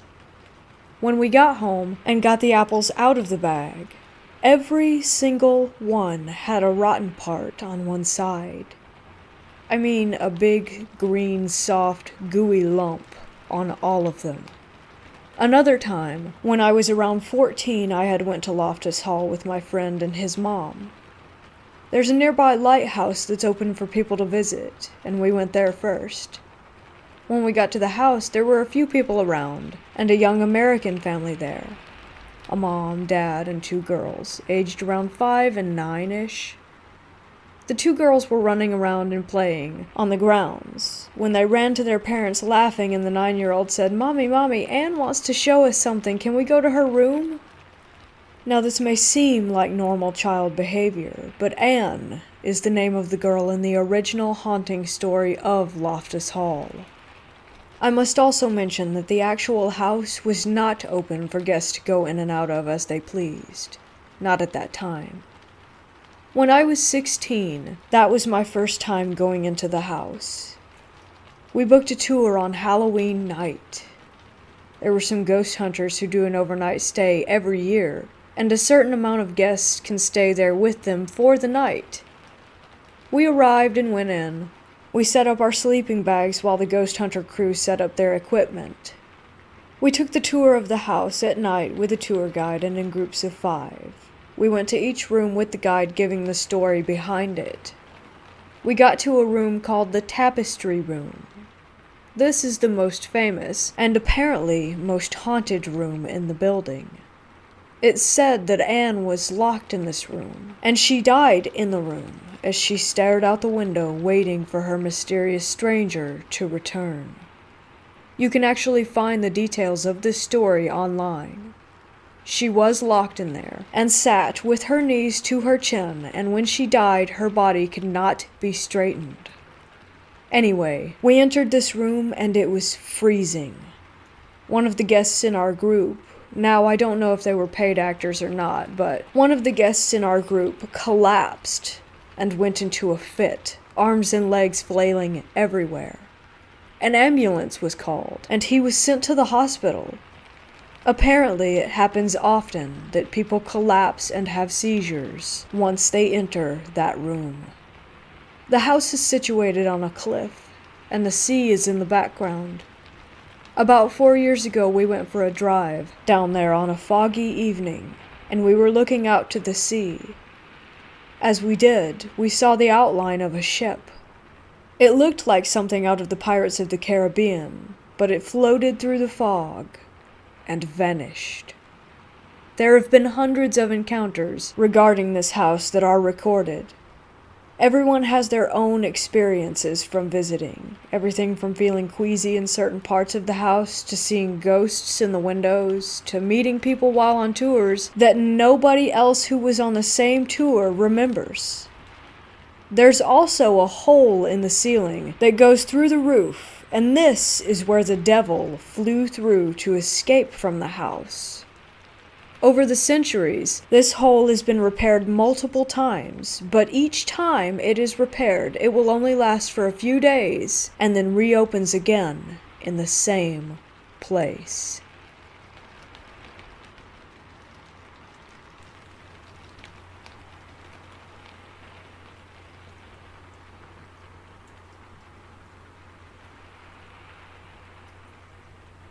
This happened to me a few months ago. And just once. I was sleeping on my couch when I was suddenly in a paralysis state. I couldn't move no matter what I did. As I was trying to move, I heard a female voice laughing in my ear. I couldn't see them, but I clearly heard that they were laughing. I tried to scream, but couldn't let out a sound.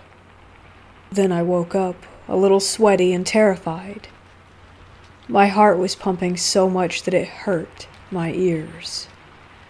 I looked everywhere, but saw no one. I didn't go back to sleep after this, because this wasn't my first experience, and I realized if I go to sleep again, the same thing would happen. This was the first time I ever experienced something terrified, so I didn't risk it, and stayed up all night.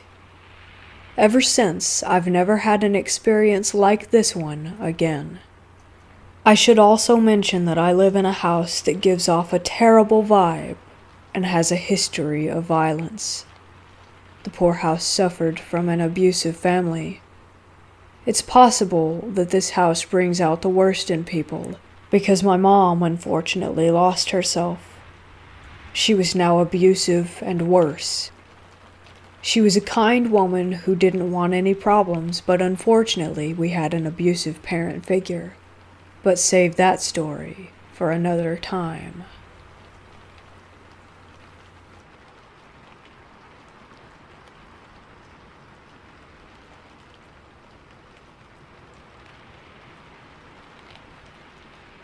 In 2017, my girlfriend and I moved into a tiny, kinda crappy house in our college town. The house was made by a couple of students a few years prior, so the architecture was a bit sloppy. For example, the roof was flat. Take note of this because it'll be important later.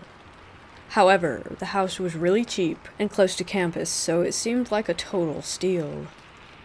The first couple months living there, nothing out of the ordinary happened, but it wasn't too long before we began experiencing strange paranormal activities. The first odd occurrence was with our smoke detectors. Our smoke detectors would go off constantly. It was strange because they would go off even if there wasn't smoke in the house, from our bad cooking, for example. We thought that maybe it was because of old batteries, but no matter how many times we changed them, it never made a difference. It got to the point where they were going off 3 to 5 times a day, and at that, we just broke down and took the batteries out of them altogether. Note, there were 6 detectors in total. However, even without the batteries, the detectors were still going off. So out of desperation, we turned off the entire smoke detector circuit to the house. It was at this point when things started getting really out of control. The back room / storage room in the house always had a really eerie feeling, like someone was watching you or standing just behind you staring down at you. Thankfully, me and my girlfriend's bedroom was the furthest room in the house away from the storage area, so I avoided it like the plague. Anyways, one night around 3 a.m., the smoke detector in our bedroom goes off. However, it's not the usual repetitive beeping, it's a single, long beep. It sounded like when someone holds the test button on a detector. Frustrated, my girlfriend grabs a chair from the dining room and stands on it to reach the detector, but moments before she touches it, the beeping stops. We both groan in irritation as she goes to put the chair back, but before she makes it to the dining room, the detector down the hallway from our room makes the same continuous beep. Just like before, she stands on the chair to reach the detector, but right before grabbing it, it stops. Our smoke detectors continued this pattern all the way back to the creepy storage room. This happened 2 more times that night. It was as if whatever was messing with us was trying to lead us to its space. This would happen to us at least once or twice a week for the next 1.5 years that we lived there. Shortly after the encounters with the smoke detectors, the house became absolutely infested with bugs. There was no history of bug issues when we bought the home, and it started almost immediately after our first experience with the detectors. Bugs would pour out of light fixtures, small cracks in the walls, counters, and of course, the smoke detectors. Literally 1 minute everything would be fine, and then the next, winged insects or ants would pour out of the walls. We had multiple exterminators come, but less than a week after treating the house, the bugs would be back, just as bad as before. It made us miserable, and I've never seen an infestation to that extreme. It was absolutely unnatural. After these events, we began feeling really terrified and depressed. We both hated being home, but there was no other place for us to go. This was when the footsteps started. Remember how I said our roof was flat? At least a few times a week we would hear large, heavy, possibly hoof-like footsteps on the roof. We tried writing it off as being animals, so whenever we heard the steps we would run outside to see if we could spot whatever the animal was. But there was never anything there. The steps were very far apart from one another. Whatever was walking on our roof would start from the creepy storage room and in maybe 3 or 4 steps walk to our bedroom. The steps were so loud that it sounded like whatever was haunting us was either very big or stomping to get our attention. Now began the phantom sounds. We had large metal bowls that we used for daily cooking, so when we were done we would wash them and set them on the counter to dry. The first time it happened, me and my girlfriend were sitting on the couch in the living room. The kitchen was right next to the living room, but there was an island that blocked our view to the sink area. Anyways, on this night we were startled by the sound of our multiple metal bowls being thrown off of the counter. At this time we didn't have pets, so we assumed the worst and thought that someone might be breaking into the house. We both shot up and ran over to face our worst fear, but not only was no one in the house, nothing in the kitchen had been moved. The bowls were still on the counter, just where we left them. This was the most common paranormal occurrence in the house, and it happened at least 5 to 10 times a day at all hours. After a while, we were so sick and tired of these disturbances that we stopped using our metal bowls, or if we did use them, we would hand dry them and put them away right after use. This didn't make the spirit very happy, so next, we started hearing what sounded like our ceramic plates being thrown to the ground, and our kitchen cabinets slamming over and over again. Do you know those types of cabinet hinges that close slowly? Yeah, that's what we had. So, to slam the cabinets like that, they would have had to have been closed with excessive force. The next phase in our haunting was sightings and photographs. The phone I had at the time had one of those automatic face tracking features, meaning that when you would take pics on my phone, the yellow boxes would appear around the person's face to focus on them. One night I was taking a picture in me and my girlfriend's bedroom when a yellow face tracker square appeared at the foot of our bed, way above our bed. If that was a person, they would have had to have been at least 7 feet tall. At the time, we did have posters on our bedroom walls, so while focusing on the face tracker square, I circled the room to confirm that the tracker wasn't just focusing on one of them by accident. To my dismay, no matter where I was in the room, or from what angle, the square stayed in the exact same place. Oh yeah, even better, I was home alone for a few nights. I don't think I've ever experienced such sheer terror as I did when I went to sleep that night. After this first encounter, having cameras track faces in our pictures became a constant occurrence all throughout the house. The final phase of our haunting before getting the heck out of there was physical encounters. This happened more often to my girlfriend than me, but something would occasionally grab and pull our hair, especially when we were walking through the living room. But the most terrifying experience goes to our friend Jamie. She came to visit us for a few nights, and while she was there, she would sleep on our couch. She was aware of all the paranormal encounters in the house, and she had seen most of them firsthand, but nothing compared to what was about to happen. It was around 3 a.m. when she woke up with an eerie, uncomfortable feeling.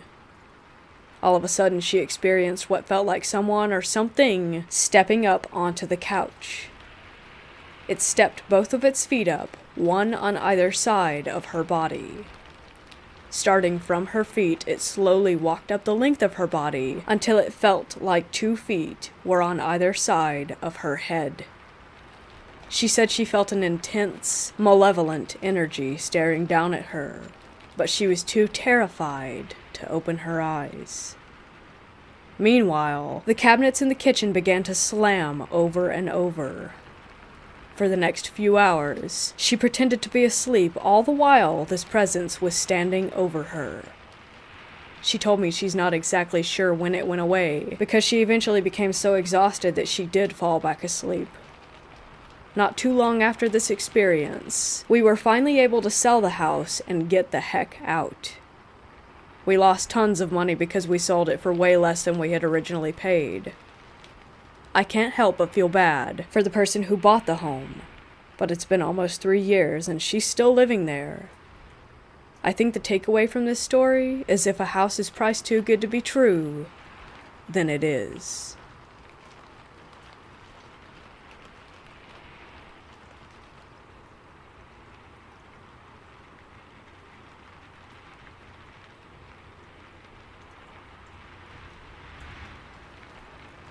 I work night shift on a unit at a nursing home.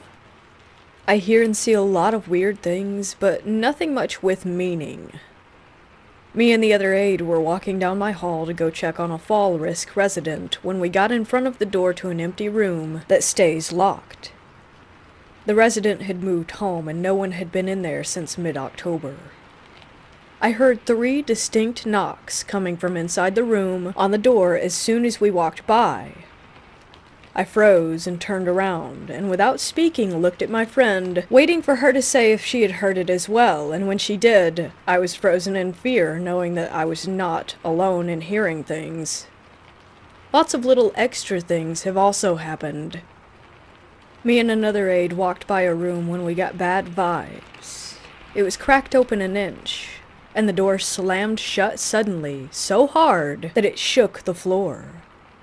Right next to the room with the knocks, we had a resident pass away. Again, me and an aide walked by, the door was closed and locked, and the handle started jiggling hard and fast. Another time, me and an aide heard snarling growls coming from the dining room all night. The same night when the knocks occurred. There were also instances of running faucets in the residents' bathrooms, in the basement, anywhere that I went, had a resident complaining of water running all night.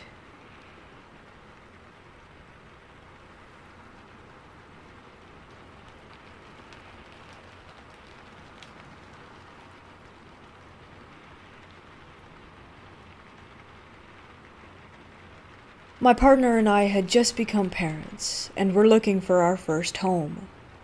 We found an older house built around 1910-1920, which seemed perfect. It was next to a good school and close enough to family that could help out with our daughter. Everything seemed great for the next couple of years, but there was always a heavy type of atmosphere that was hard to explain. And we had this feeling like we were being watched all the time. My wife was the first to notice it, and I would always brush it off as if there was nothing to be scared of. I always carried that mindset, as I was highly skeptical of any type of paranormal activity, and I always trusted the whole "if you can't see it, then it doesn't exist" paradigm. How wrong I was, it turned out. The initial signs were that things would go missing and then suddenly turn up in the most peculiar of places, like photos and my watch, which ended up in the bathtub. But most of the time, things seemed to find their way into the wardrobe that was in the master bedroom. Once my daughter woke us up in the night to tell me that someone had just walked out of her window.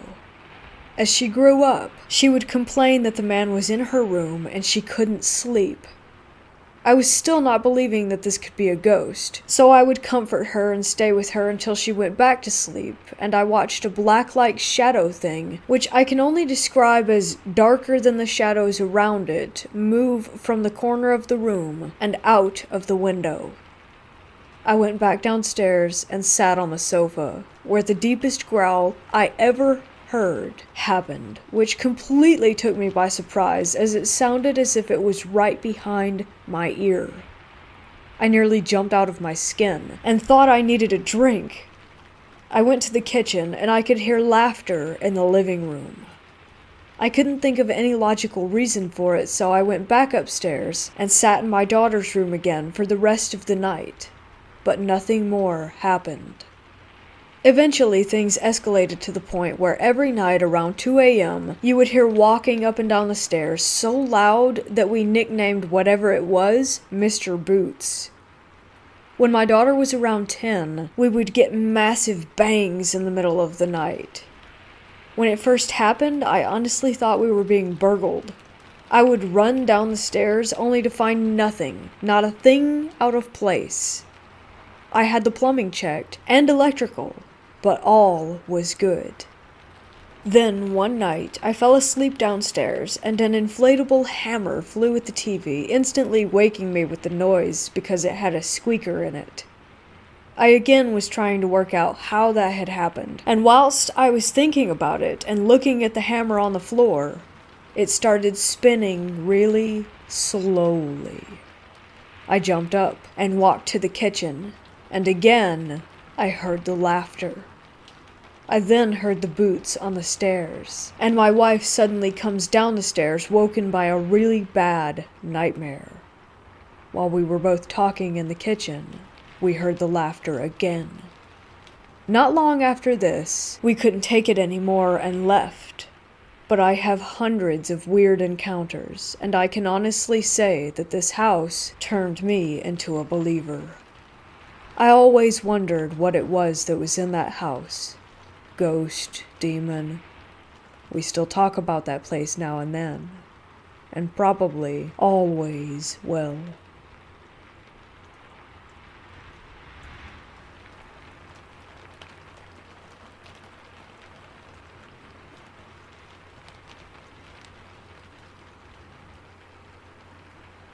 So, since my medication changed, I haven't been experiencing sleep paralysis that much anymore. But for years, I've had it on a constant basis, nearly every day. I can elaborate on the neurological stuff behind sleep paralysis, but basically, it's very related to stress, anxiety, and a bad sleep schedule. Anyway, I usually don't have auditory or visual hallucinations during sleep paralysis, but almost during every episode I experience the feeling of leaving my body. I wake up in my bed without being able to move, and I feel my body start to float, accompanied by this awful fear that at any time I might fall down and die. Sometimes I even get to actually see my own body sleeping on my bed from above. But it's always hazy, and I can't actually make out any of my physical features. I simply know that it's me on the bed. At other times, I have the same feeling of leaving my body, but instead of floating, it's something pulling me by the feet and dragging me out of my bed. I don't see anyone. It's just the feeling of being dragged. I would love to know if anyone else has experienced this during sleep paralysis. Is this merely a symptom of it? Or could I really be having an out-of-body experience? I'm Catholic, but not very religious at all, so I'm wondering about other spiritual possibilities.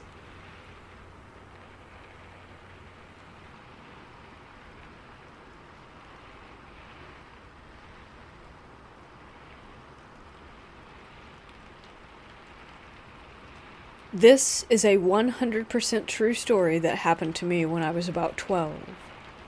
I lived in a really small town in central Wisconsin with my family.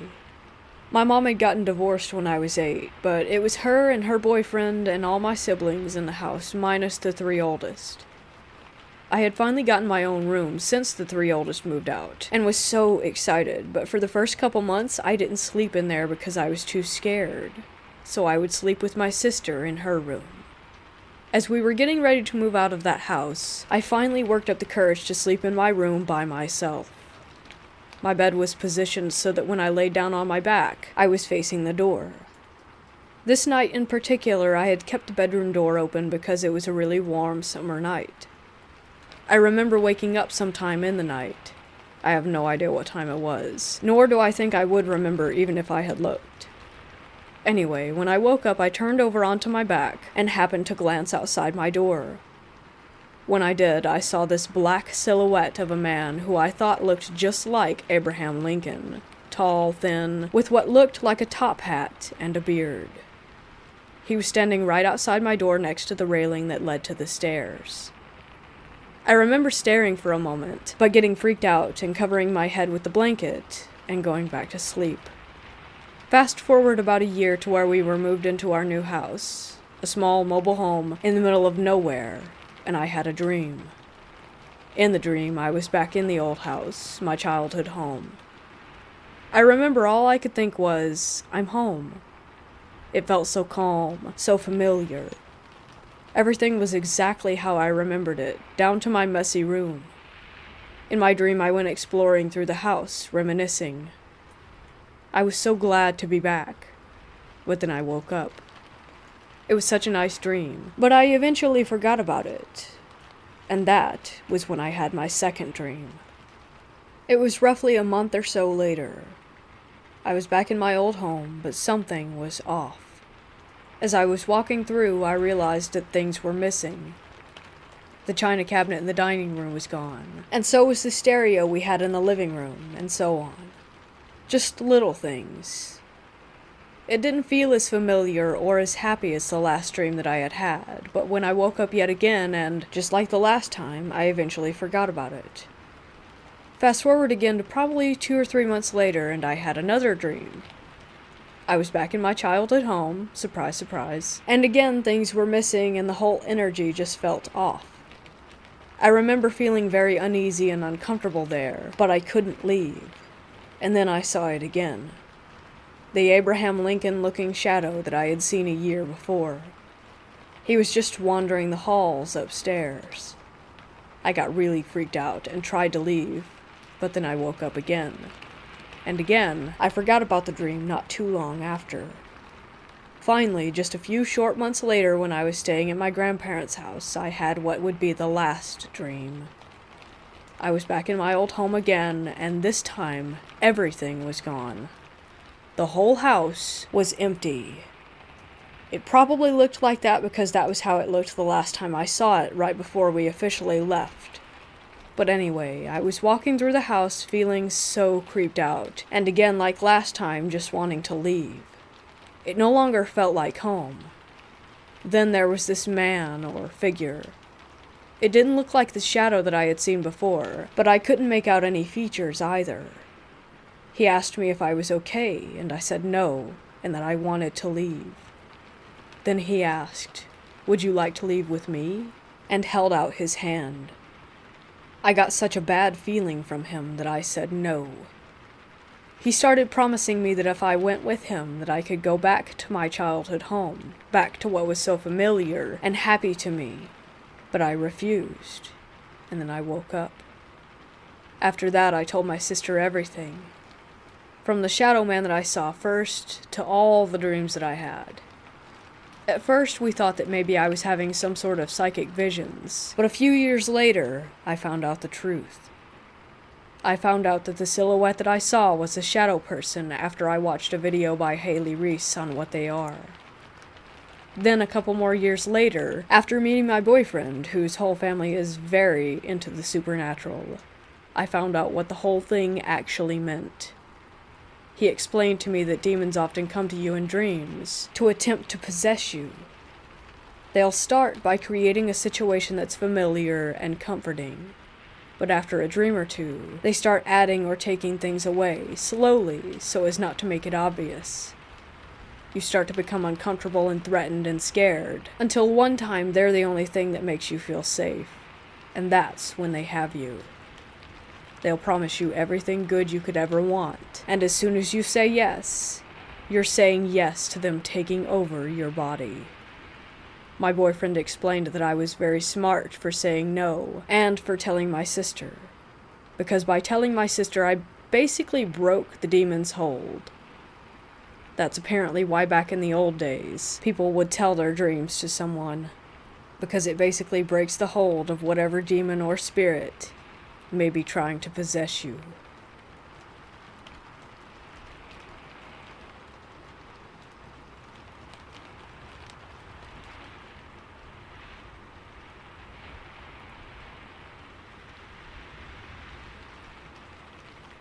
It was 1999, and I worked night shift in a factory back in Puerto Rico. One night it was just QC and me working in a back dark room of the factory. About 2:30 a.m. I saw a door open, and a pale young lady stepped in and walked in our direction. QC was facing the other way, and I was looking at her from my workstation. I stood up, and that's when I noticed that from the waist down, the woman was blurred.